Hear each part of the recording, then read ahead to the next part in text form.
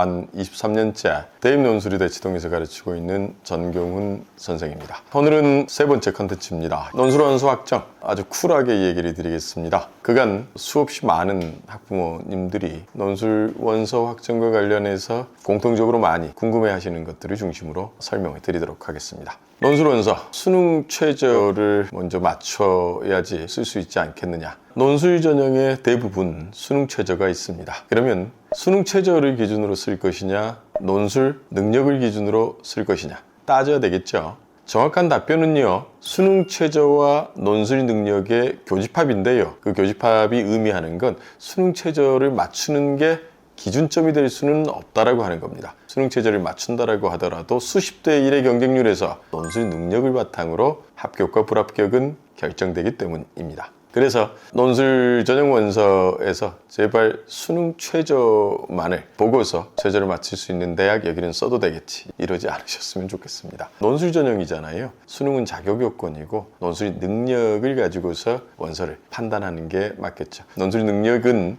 여러 편의 글에서 나타난 우리 아이의 표현 구조 독해에 있어서의 상대적인 능력을 의미합니다. 이 부분과 관련해서는 대학의 모의 논술이거나 사설 학원들의 모의 논술 점수로 환원되지는 않는다라고 이해를 하시면 되고요. 두 번째, 이건 컨설턴트 분들도 마찬가지고 학교 담임 선생님, 학부모님들도 많이 오해하고 계신 부분입니다. 수능 공부를 잘하니까 애가 논술 공부도 잘할 거다. 대표적인 오해인데요. 이렇게 표현하는 게 맞습니다. 수능 국어를 잘한다면 논술을 잘할 가능성은 높다. 하지만 그런다고 해서 논술을 바로 잘하거나 그러지는 않다. 논리적인 상관성, A를 잘하기 때문에 B를 잘한다, 이런 일은 벌어지지는 않습니다. 물론요, 노력할 때 잘할 가능성은 큽니다. 동일한 노력을 할 때. 자, 세 번째는 경쟁률이 높은 과는 피하라, 이런 얘기들이 있는데요. 그 경쟁률이 높다가 곧 경쟁의 치열함을 의미하는 경우는 학종과 정시 경쟁입니다. 경쟁에 참여하기 전에 내 능력이 확인이 되죠. 전국 단위에서 상대적인 위치도 픽스가 되고요. 나랑 동일한 대학에 동일한 과를 지원하는 친구들도 다 한 줄 세우기 배치표를 보고서 지원을 해요. 즉 나랑 비슷한 친구들이 많이 몰려왔다는 거죠. 하지만 논술 전형은 이 전제가 깔리지 않습니다. 논술은요, 100대 1의 경쟁률이라고 하더라도 그 100대 1의 경쟁률을 구성하는 학생들의 능력들이 그냥 전국 꼴등에서부터 전국에서 제일 잘하는 애까지가 혼재되어 있습니다. 근본적으로는 다들 자기 능력을 몰라서 선생님이 잘한다 해서 오해하고 원서를 쓰는 경우들이라서 경쟁률과 경쟁의 치열함은 곧 일치하지 않는다라고 하는 것 때문에 많이 몰려가는 과가 위험하다, 이런 얘기도 좀 신경 쓰지 않으셨으면 좋겠습니다. 또 적게 뽑는 과는 힘들다, 이런 질문 많이 하시죠. 경쟁률이 왜 존재하죠? 뽑는 인원 자체가 합리적인 기준이 될 수가 없어서 경쟁률이 존재하는 겁니다. 정시하고 학종은 논술과는 다른 전제가 깔렸기 때문에 경쟁률도 유의미하다고 방금 전에 제가 말씀드렸었죠. 신기하게도 정시하고 학종에서는 많이 뽑는 과와 적게 뽑는 과가 동일한 경쟁률을 보일 때 많이 뽑는 과들이 유리한 결과가 빈번하고 자주 나타납니다. 그 많이 뽑는 과를 정시로 내지는 학종으로 지원하는 친구들의 특징이 뭘까요? 한 줄 세우기 위해서 그 위의 대학도 지원합니다. 때문에 어떤 일이 벌어질까요? 중복 합격이 많습니다. 중복 합격이 많기 때문에 추가 합격이 많이 돌고요. 실질적으로 많이 뽑는 과와 적게 뽑는 과가 명목상의 경쟁률은 같다라고 하더라도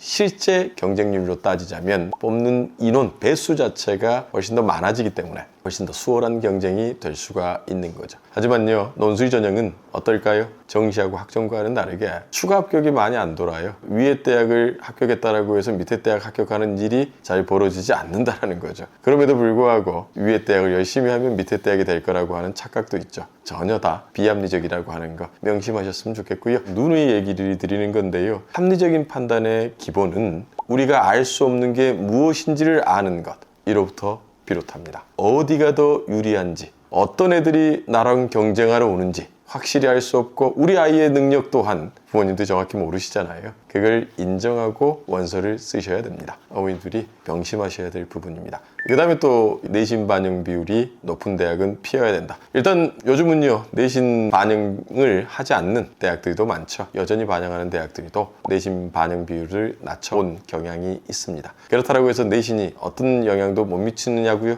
전혀 그렇지는 않고요. 내신이 영향은 미칩니다만 대학들이 명목상 설정해 놓은 교과 성적 10%다, 20%다. 이 반영 비율은 기준점이 될 수가 없습니다. 첫 번째, 논술은 상대적인 경쟁입니다. 인서울대학을 예를 들면 내신 1, 2등급 친구들이 인서울대학을 논술 시험을 치르지는 않습니다. 보통 어떤 친구들이 있을까요? 내신 성적에 있어서 4, 5, 6등급 정도 되는 이런 친구들이 원서를 쓴다라고 이해하시면 되고요. 물론 지역에 따라서는 3등급대 친구들이 더 쓰겠죠. 하지만 논술을 꾸준히 준비하는 친구들 중에서는 내신 유의미하게 좋은 친구들이 쓰지는 않고요. 이런 친구들 안에서의 상대적인 경쟁입니다. 따라서 우리 아이가 감점되는 만큼 대부분 다 감점된다고 생각하시면 돼요. 자, 두 번째, 대학은요 명목상의 내신 반영 비율과는 다르게 실질적인 점수, 감점 점수 이것들이 그렇게 크지 않고요. 우리가 흔히 낭떠러지 구간이라고 하는 갑자기 급격하게 감점 폭이 늘어나는 내신 구간이 있습니다. 그 구간을 기준으로 판단을 하시는 게 맞고요. 이건 대학별로 상이하니까요. 단순하게 10% 반영된다, 20% 반영된다 이 판단하고는 무용하다라고 생각하시면 되고요. 실질적으로 감점폭이 존재한다라고 하더라도 그 감점폭을 논술로 상쇄하도록 해당 대학에서 총점을 매기느냐 이 부분에 따라서 실질적인 의미는 달라지는데요. 이 부분은 대학들이 공개하지는 않습니다. 그래서 우리가 판단할 수 있는 건 경험적인 결과들입니다. 몇 등급대까지 합격하더라. 이걸 보고 그 대학에서는 몇 등급대까지 내신의 감점을 논술로 상쇄할 수 있도록 했구나 판단할 수가 있겠죠. 이 연장선상에서 어떤 대학은 10점 감점 이래 내신 산출기를 넣었더니 어떤 대학은 1점 감점이래. 이러면 어머님들은 또 오해를 하세요. 감점 1.2, 감점 10점보다는 적다라고 판단하시는 거죠. 오해입니다. 개별 대학에서 1점의 단위수가 달라요. 단위수가 같은 학교가 없습니다. 쉽게 말씀드리면 1cm일 수도 있고 1m일 수도 있고 1km일 수도 있습니다. 그런데도 불구하고 숫자만 보고서 판단하는 것, 이것도 비합리적인 내신 이해의 전형이라고 생각하시면 됩니다. 지금까지 부모님들이 공통적으로 많이 여쭤보시는 논술 원서 확정과 관련한 궁금증들 몇 가지를 살펴봤습니다. 기회가 되면 다른 컨텐츠에서 더 말씀드리도록 하겠습니다. 감사합니다.